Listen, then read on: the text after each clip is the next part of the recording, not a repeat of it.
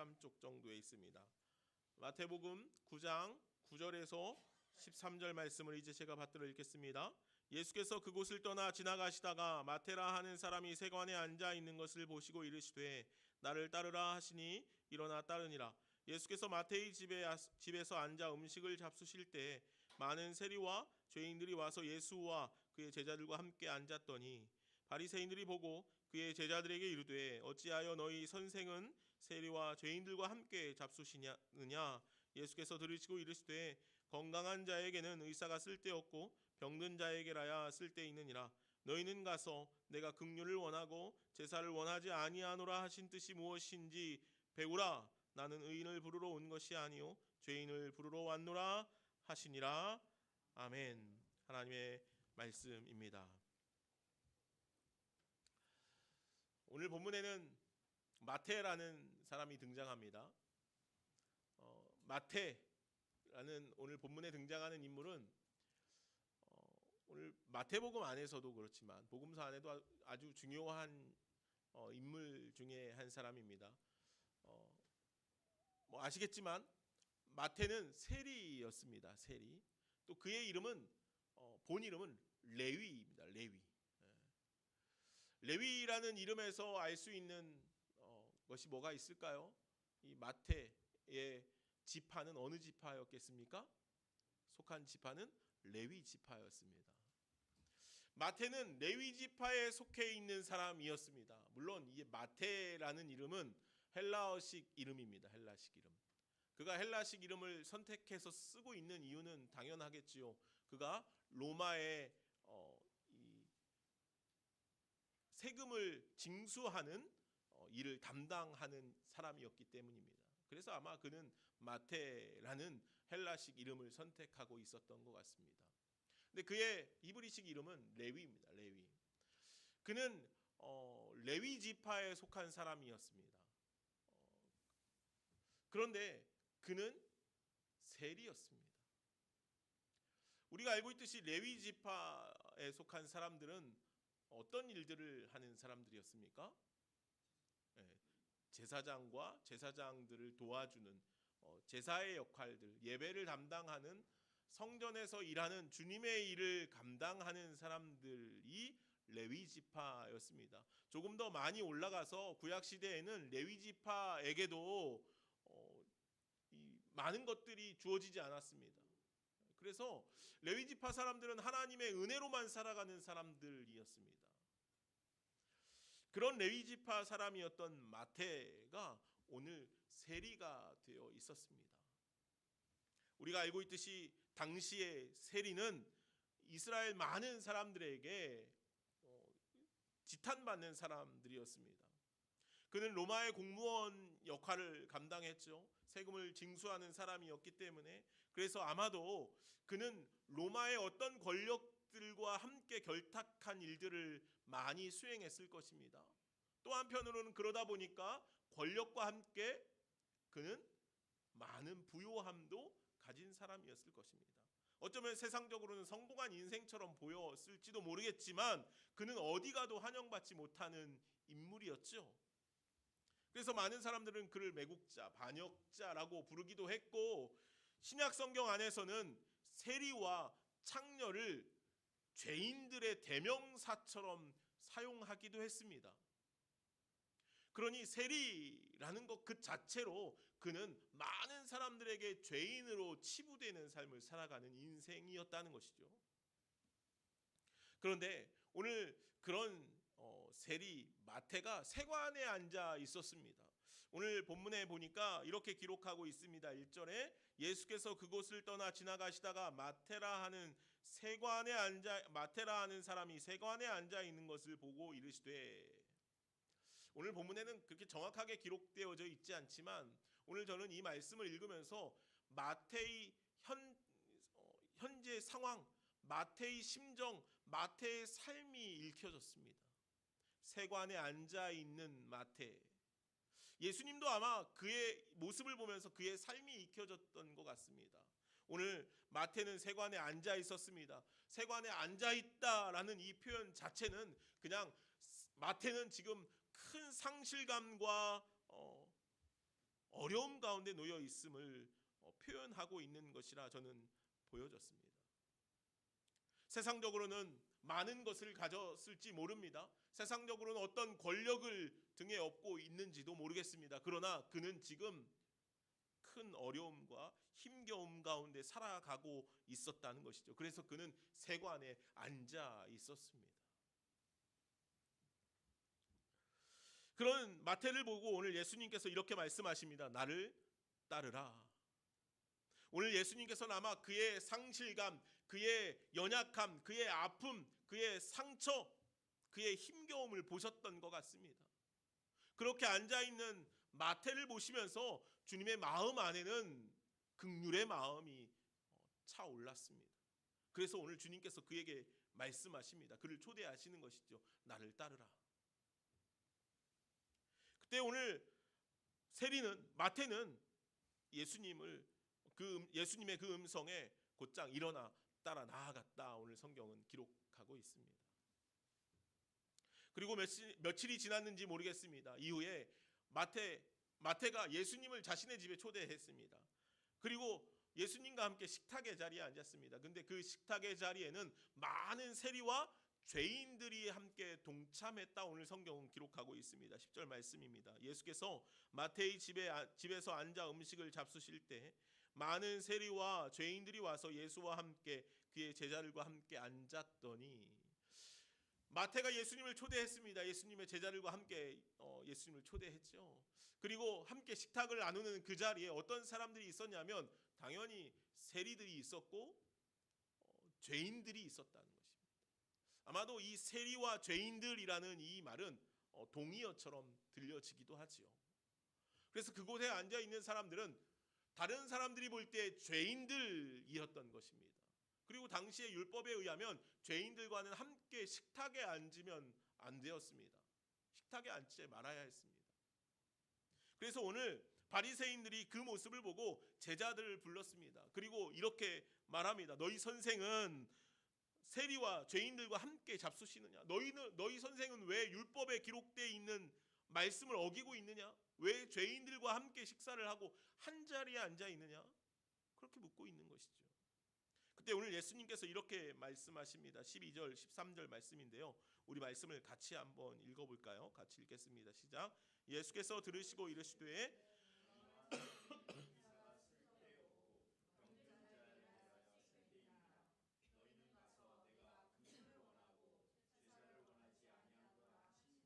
무엇인지 배우라.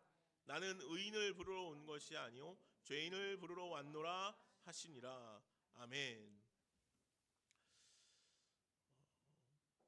예수님께서 호세아서의 말씀을 인용해서 이렇게 말씀하시죠. 내가 긍휼을 원하고 제사를 원하지 아니하노라 하신 뜻이 무엇인지 배우라. 내가 긍휼을 원하고 제사를 원하지 아니한다라고 하는 이 말씀, 호세아서의 이 말씀이 무엇인지 깨달으라. 깨닫고 행하라 라는 말씀이죠. 배우라는 말씀은 그런 말씀입니다. 호세아 6장 6절에 있는 말씀입니다. 오늘 이 말씀은 나는 인애를 원하고 제사를 원하지 아니하며 번제보다 하나님을 아는 것을 원하노라. 호세아 선지자를 통해서 주님께서 말씀하신 내용이죠. 우리가 몇 주 전까지 호세아서 말씀을 같이 나눴었는데 수요 예배 때요. 호세아서는 북이스라엘의 여로보암 2세 때 예언의 말씀을 선포한 선지자였습니다. 북이스라엘 여로보암 2세 시대는요, 북이스라엘의 가장 번영을 누렸던 왕입니다. 동시에 가장 큰 죄악 가운데 놓여 있었을 때였습니다. 백성들은 죄로 여기지 아니하고 하나님의 말씀을 쉽게 여기고, 그러면서도 하나님께 나아가 제사하고 예배하는 일에는 열심을 내었습니다. 그러한 시대에 하나님께서 그 무지하고 죄 많은 백성들을 향하여서 이렇게 말씀하시는 것이죠. 나는 인애를 원하고 제사를 원하지 아니하노라. 나는 번제가 아니라 하나님을 아는 것을 원하노라. 이렇게 말씀하신 것이죠. 이스라엘 백성들이 하나님 앞에 나아가서 많은 예물도 드리고 번제도 자주 드리고 자신들이 해야 할 어떤 율법적 행위들은 열심히 하는데, 그런데 그것과는 다르게 하나님의 말씀대로 살지 않았다는 것이에요. 죄악 가운데 살아갔다는 거죠. 우상 숭배를 하였습니다. 많은 죄를 행하며 살아갔다는 것입니다. 그래서 하나님께서 말씀하시는 것, 나는 너희들이 가져오는 그거 원치 않고 너희들이 하나님을 아는 것을 원한다. 너희들이 하나님의 말씀대로 사는 것을 원한다라고 그렇게 오늘 말씀하시는 것이죠. 저는 호세아서의 주제를 한 단어로 말하라고 한다면 긍휼이라는 단어로 표현하고 싶습니다. 그런 죄인들임에도 불구하고 하나님께서 호세아 선지자를 통하여서 끊임없이 그 이스라엘 백성들의 회복을 원하셨다는 거예요. 호세아서가요 13장까지 계속해서 그런 말씀이에요. 니들이 죄인인데, 너희들이 그렇게 큰 죄를 지었는데 그럼에도 내가 너희를 회복하겠다. 하나님께서 이스라엘 백성들을 그렇게까지 사랑하신다라고 말씀하시는 거죠. 긍휼의 은혜를 계속해서 말씀하신다는 거죠. 그런데 그런 하나님의 긍휼하심을 이스라엘 백성들이 깨닫지 못하죠. 그들은 하나님 앞에 나와 거짓되고 변질된 제사만을 드릴 뿐이었습니다. 그들은 번제를 드림으로 자신들의 의가 드러나는 것에 만족했습니다. 내가 이만큼 했으니까, 하나님께서 원하시는 것보다 내가 더 많이 소와 양을 드렸으니까 그것으로 자신들의 정당성을 그냥 삼고 말았지요. 그러나 진정으로 하나님께서 원하시는 것은 긍휼함, 인애를 아는 것, 인애를 깨닫는 것, 긍휼의 은혜 가운데 서는 것이라 그렇게 말씀하고 계시다는 것이죠. 오늘 본문의 시대에 바리새인들의 모습이 그러했지 않습니까? 우리가 알고 있듯이 마태복음 23장 이하의 말씀에 보면 이런 말씀이 기록되어 있습니다. 화 있을진저 외식하는 서기관과 바리새인들이여, 너희가 박하와 회양과 근처의 11조는 들이되 율법에 더 중한 바 정의와 긍휼과 믿음은 버렸도다. 너희들 다 뭐 많이 한다고 하지만 너희들 진짜 필요한, 진짜 중요한 정의와 긍휼과 믿음은 니들이 버리고 살아가지 않느냐. 하나님께서는 제사가 아닌 긍휼을 원하신다고 말씀하십니다. 번제가 아닌 하나님의 마음을 알기를 원한다라고 말씀하시죠. 오늘 본문으로 돌아와서 본문 9절의 말씀에 보면 마태가 세관에 앉아 있는 모습을 통하여서 그의 모습을 다시 한번 우리는 알게 됩니다. 그리고 예수님께서는 그런 마태의 삶을 회복시키기를 원하셨다는 것이죠. 나를 따르라. 주님의 긍휼의 은혜가 그 안에 흘러가기를 원하셨다는 것이죠. 그때 세리 마태는 주님 앞에 나아갔습니다. 주님의 부르심에 응답했다는 것이죠. 주님께서는 언제나 그런 이들을 부르시고 회복시키십니다.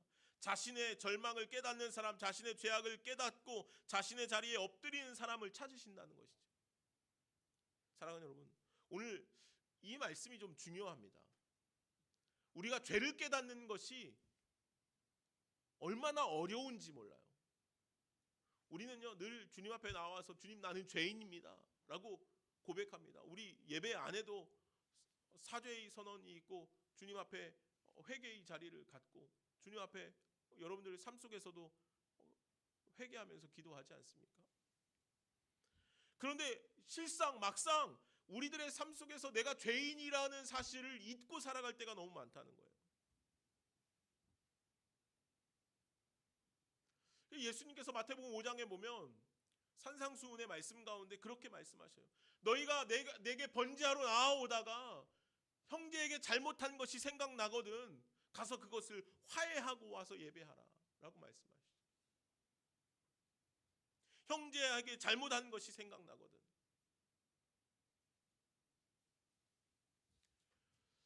형제에게 잘못한 것이 여러분들이 있습니까? 오늘 예배 전에 우리들이 이것을 좀 해결해야 할 텐데요. 근데 오늘 주님께서 그렇게 말씀하시는 것은 우리가 그것을 잘 깨닫지 못한다는 거예요. 형제에게 내가 무엇을 잘못했는지 잘 깨닫지 못한다는 것이죠. 그래서 오늘 주님께서는 죄를 깨닫는 자를 찾으신다는 거예요. 오늘 앞서 말씀드린 것처럼 마태가 세관에 앉아 있는 그 모습 안에서 마태는 이미 자신이 죄인임을, 자신이 얼마나 연약한 존재임을 깨닫고 있었다는 거예요. 그래서 그는 절망하고 있는 것이죠. 그래서 그는 아파하고 슬퍼하고 있는 것이었습니다. 그래서 주님께서 그를 부르시는 것입니다. 그런데 오늘 우리들은 너무도 그런 자리에 잘 서지 못한다는 것이죠.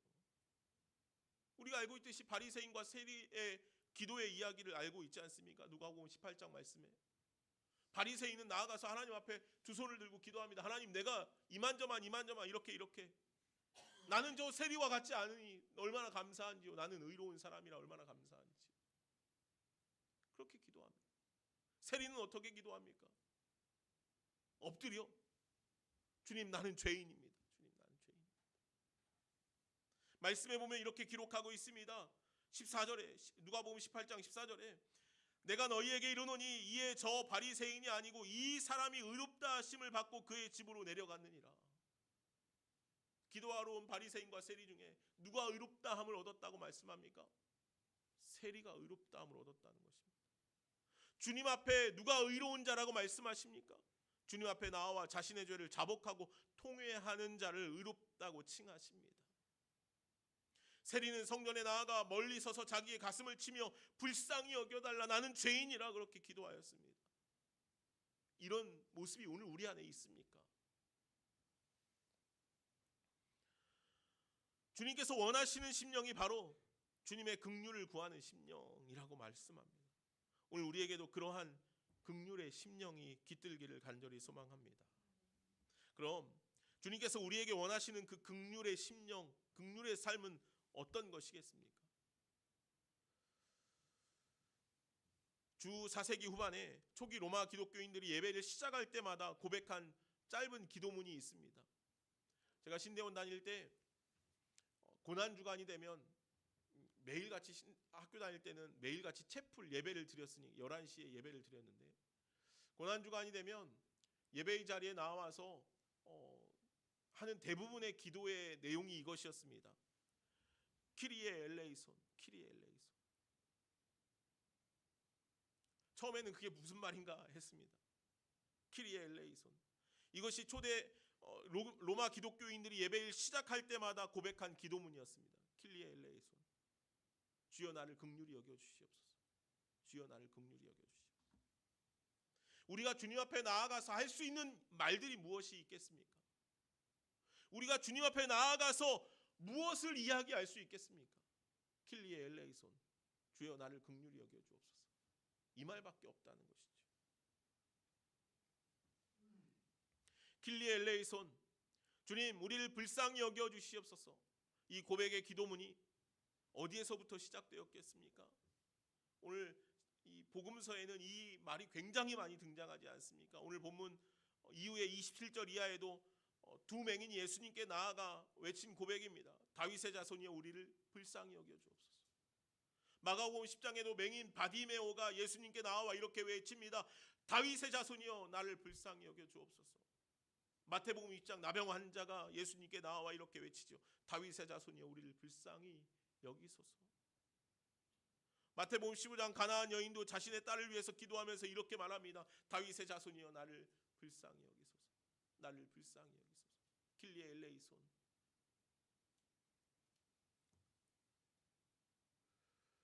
이처럼 동일한 고백의 이야기가 복음서에도 수없이 기록됩니다. 그런데 이러한 고백을 하는 이들은 모두 다 죄인이거나 병든 자거나 연약한 자들 뿐이었다는 것을 오늘 성경의 말씀을 통해서 우리는 알 수 있습니다.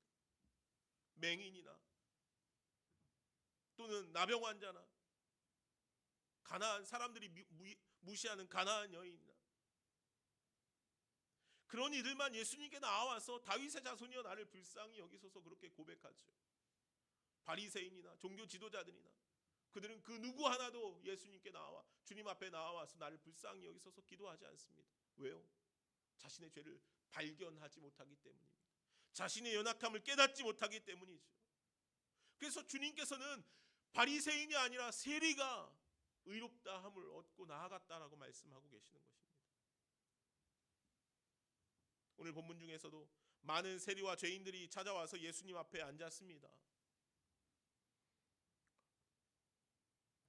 여기 모인 우리들과 같이요. 예수님께 모여와 앉은 자들은 모두 세리와 죄인들이었습니다. 주님 앞에 자신의 연약함을 통감하는 자들 뿐이었다는 것이죠. 때문에 그들은 모두 예수님 앞에 나와 긍휼을 구하고 있습니다. 긍휼이 필요했던 이들이었습니다. 주님의 긍휼이 없으면 살 수 없는 존재들이었습니다. 우리는 어떻습니까? 우리가 이 시간 주님 앞에 나와 예배하는 이유는 무엇입니까? 이 예배의 자리에 나와서 주님 앞에 나와 서 있는 이유는 무엇입니까? 오늘 많은 세리와 죄인들처럼 우리가 죄인임을 깨닫기 때문입니다. 주님의 긍휼의 은혜가 없으면 안 되는 존재들이기 때문임을 기억하시길 바랍니다. 오늘 본문 말씀을 통해서 우리는 이 말씀을 명확하게 확인할 수 있습니다. 나는 의인을 부르러 온 것이 아니요 죄인을 부르러 왔노라. 오늘 우리가 예수님을 찾는 이유는 죄인을 찾아오셨기 때문이라는 것이죠. 병든 자를 찾아오셨기 때문이라는 것입니다. 약한 자를 찾아오셨기 때문이라는 것입니다.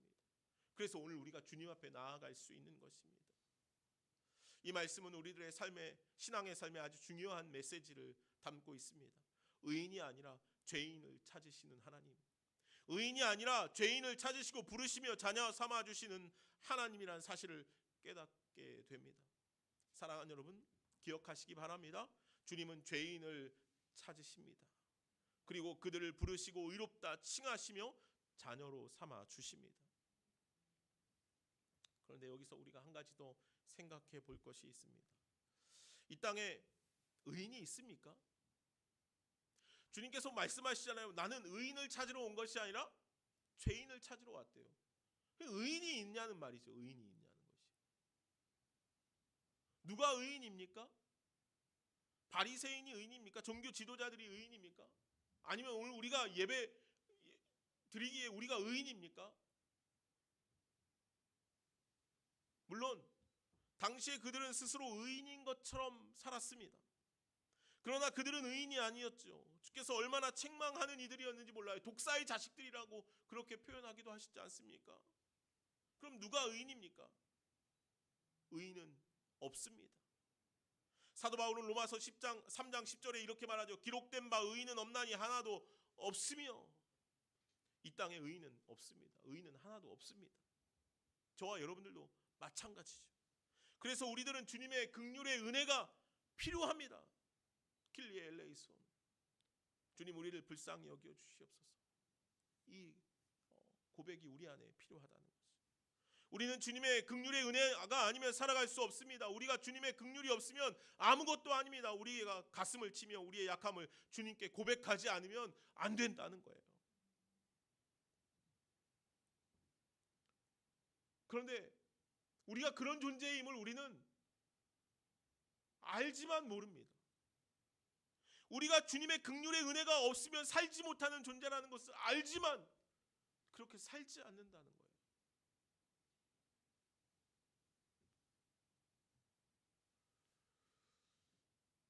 주님, 우리를 긍휼히 여겨 주옵소서. 이 고백으로 살아갈 수 있는 저와 여러분들이 되기를 간절히 소망합니다. 여기서 우리가 한 가지 더 좀 생각해 봐야 할 것이 있습니다. 우리가 주님의 긍휼의 은혜를 구하는 것은 내가 죄인됨을, 내가 연약함을, 내가 주님의 십자가의 구속의 은혜가 아니면 살 수 없습니다 라는 그런 고백일 것입니다. 맞죠? 네, 맞습니다. 그렇다면 다른 이들은 어떻습니까? 다른 이들은, 나 말고 다른 이들도 그렇겠죠. 나만 그러겠습니까? 나 말고 내 옆에 있는 이들도 다, 우리 모두 다 그렇지 않습니까? 다른 이들도, 그들도 긍휼의 은혜가 필요한 자들이라는 거죠. 긍휼이 없으면 살 수 없는 존재들이라는 거예요. 때문에 우리는 다른 이들 역시 긍휼이 필요한 자들임을 인정해야 한다는 거예요. 주님의 긍휼만이, 주님의 긍휼의 은혜가 없으면 안 된다는 거죠. 근데 오늘 말씀을 보니까 이렇게 말씀이 기록돼요. 13절 말씀인데 제가 다시 한번 읽어보겠습니다. 너희는 가서 내가 긍휼을 원하고 제사를 원하지 아니하노라 하신 뜻이 무엇인지 배우라. 저는 이 말씀이 무엇을 의미하는지 곰곰이 생각해 봤어요. 너희는 가서 내가 긍휼을 원하고 제사를 원하지 아니하노라 하신 뜻이 무엇인지 배우라. 알고 행하라는 것이죠. 오늘 내가 주님의 긍휼이 필요하다면 다른 사람도 긍휼이 필요합니다. 나만 죄인인 것이 아니라 다른 사람들도 죄인이라는 거예요. 나만 연약한 것이 아니라 다른 사람들도 연약하다는 거예요. 그러면 우리가 다른 사람의 연약함, 다른 사람들의 죄를 인정해야 한다는 거예요. 그들에게도 긍휼이 필요하다는 것이죠. 우리들이 주님 앞에 나와 긍휼을 구하는 것처럼 주님께서도 우리에게 긍휼을 원하신다는 거예요. 긍휼을 배우라 말씀하시지 않습니까? 마태복음 18장 말씀에 보면 우리가 잘 아는 이야기가 있죠. 1만 달란트 빚진 자 이야기입니다. 1만 달란트 빚진 자가 임금에게 나아갔습니다. 임금이 방법이 없으니까 그냥 탕감해 주죠. 그런데 이 1만 달란트 탕감 받았던 사람이 나아가면서 동료의 자신에게 100데나리온 빌린 동료를 감옥에 가둬버립니다. 돈을 갚지 못했다고. 100데나리온과 1만 달란트는 어마어마한 차이 아닙니까? 1만 달란트는 사실은 수치를 매길 수 없는 그런 가치입니다. 그래서 1만 달란트라고 성경은 기록하고 있는 것 같아요. 우리가 알고 있듯이 달란트 비유에서 한 5달란트, 2달란트, 1달란트 비유가 있지 않습니까? 이 1달란트라고 이 작은 돈이 아니잖아요. 인터넷 쳐보시면 다 알겠지만 1달란트의 가치 쳐보면요 한 6, 7억 돼요. 6, 7억. 오늘날로 환산하면 6, 7억. 엄청나죠. 네. 물론 이제 큰 사업은 못하겠지만 비유해서 얘기하자면 그래도 어느 정도 사업은 좀 할 수 있지 않겠습니까? 5달란트 받은 사람이 더 많이 받았긴 하지만 1달란트도 어마어마한 것이라는 거죠. 그런데 오늘 1만 달란트를 빚졌어요. 1만 달란트. 1만 달란트. 엄청나죠. 예. 얼마입니까? 계산됩니까? 갚을 수 없는 금액이었어요. 그래서 탕감해 준 거예요. 오늘 우리가 주님 앞에 그렇다는 거예요. 우리가 주님 앞에. 우리의 죄가 주님 앞에 무엇으로 내가 탕감받을 수 없었다는 거예요. 그래서 주님께서 하나님께서 예수 그리스도의 십자가의 은혜로 말미암아 그 죄를 빚을 탕감해 주셨다는 거 아닙니까? 그런데 100데나리온 빌린 100데나리온도 작진 않죠. 한 데나리온이 한 사람의 하루 품삯이니까 그죠? 100데나리온이면 100일치의 품삯 아닙니까? 작은 돈은 아닐 거예요. 그런데 내가 탕감받은 것은 너무도 크지 않습니까? 그래서 성경은 뭐라고 기록합니까? 그 1만 달란트 탕감받은 자를 잡아오죠. 거기 가두지 않습니다. 사도 바울은요 에베소서 2장 3절 이하의 말씀에 우리를 향해서 이렇게 말해요. 우리는 본질상 진노의 자녀였대요. 본질상 진노의 자녀였다는 거죠. 여러분들 이 말에 다른 의견이 있습니까? 나는 진노의 자녀가 아닌데. 우리는 본질이 그렇다는 거예요. 아담의 타락한 영혼이 우리를 가운데 있다는 것이죠. 그래서 우리는 본질상 진노의 자녀고 죽을 수밖에 없는 존재라는 것입니다. 때문에 우리가 서로를 보면서요. 어쩌면 그럴 수 있는가? 당신이 어떻게 그럴 수 있어? 말할 수 없어요. 왜요? 우리는 본질상 진노의 자녀거든요. 그럴 수 있다는 거예요. 그렇게 연약할 수 있다는 거예요. 그렇게 죄 가운데 놓일 수 있다는 거예요. 우리들의 모습이 그렇다는 거죠. 그런데 우리는 그렇게 생각할 때가 많아요. 당신이 어떻게 그럴 수 있습니까? 네가 어떻게 그럴 수 있습니까? 특히 교회 공동체 안에서 그런 마음들이 들 때가 많이 있어요. 그런데요, 그럴 수 있다는 거예요. 그럴 수 있다는 거예요. 왜요? 우리는 본질상 진노의 자녀니까. 그래서 우리 모두에게 뭐가 필요했던 겁니까? 예수 그리스도의 십자가가 필요한 겁니다. 그래서 그 은혜의 긍휼이 필요한 거 아니겠습니까? 1만 달란트 빚진 자의 심정으로 100데나리온쯤은 아무것도 아닌 것처럼 덮어주고 이해해 줄 수 있어야 한다는 거예요. 주님께서 우리에게 말씀하신 거예요. 긍휼을 배우라. 1만 달란트까지는 아니어도 100데나리온 정도는 긍휼히 여길 수 있어야 한다는 것이죠. 우리가 하나님께 어떤 사랑, 어떤 자비하심으로 긍휼의 은혜를 받았는지 우리가 깨닫는다면, 우리의 삶 속에 날마다 그것을 체감한다면, 내 옆에 있는 형제, 내 옆에 있는 동료의 연약함, 자금, 아픔, 상처, 죄, 그런 것들을 얼마든지 주님처럼 우리가 품어 안을 수 있어야 한다는 것이죠. 우리가 진정 그리스도인이 되었다면 우리는 그 어떤 누구에 대해서도 눈을 흘기거나 손가락질하거나 포기하거나 죄악된 말을 할 수 없다는 거예요. 예수님께서는 나의 죄를 위해 십자가에 못 박히면서까지 우리의 연약함을 감당하셨기 때문입니다.